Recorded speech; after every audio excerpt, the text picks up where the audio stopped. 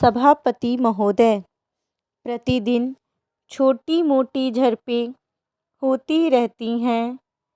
हमारी फौजें बड़े उत्साह से उनके मुकाबले में खड़ी हैं। उनके हौसले बहुत ऊंचे हैं, लेकिन हमारी सरकार का भी यह कर्तव्य है कि उनके हौसले को कभी गिरने न दें। उन्हें हर तरह की सुविधा प्रदान की जाए, जिससे उनका आत्मविश्वास बढ़े।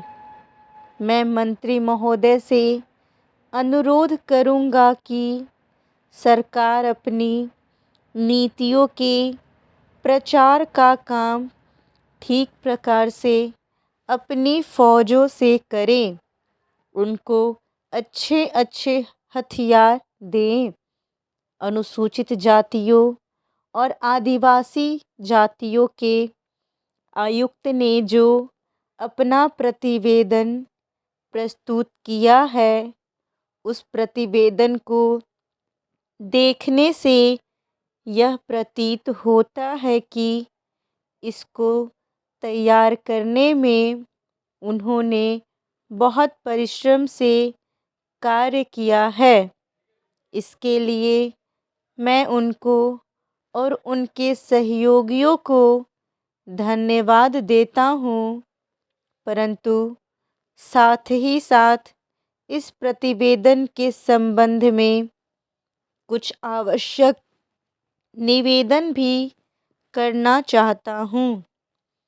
पहली बात तो यह है कि इस प्रतिवेदन को देखने से ऐसा प्रतीत होता है कि इन कार्यों के लिए जिस धन का उपयोग होता है, वह 3 साधनों से उपलब्ध होता है।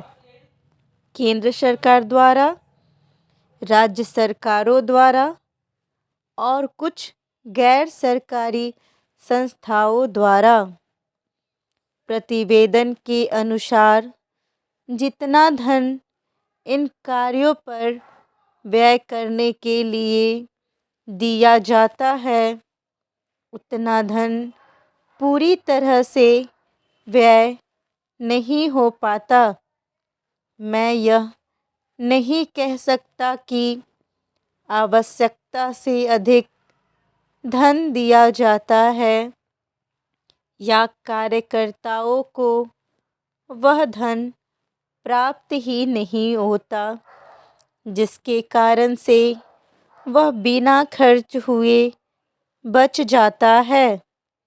मैं तो यह चाहता हूँ कि जितना धन दिया जाता है उसका पूरा उपयोग हो और आयुक्त को यह न कहना पड़े कि इस कार्य के लिए जितने धन की आवश्यकता थी उतना धन नहीं मिल पाया और विवश होकर हमको उस कार्य को बीच में ही रोकना पड़ा।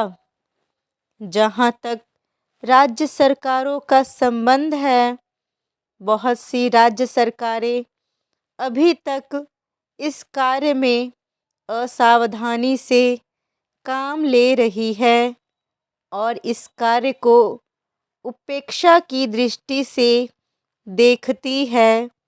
आयुक्त ने इस बात की शिकायत की है कि बहुत सी राज्य सरकारों ने अनेक पत्र भेजने के बाद भी अभी तक अपनी रिपोर्ट नहीं भेजी है। मैं चाहता हूँ कि सरकार इस तरह निष्ठापूर्वक ध्यान दे, राज्य सरकारों पर दबाव डाला जाए कि वे इस दायित्व के प्रति सचेत हो और आयुक्त को उनके कार्य में पूरा सहयोग प्रदान करें।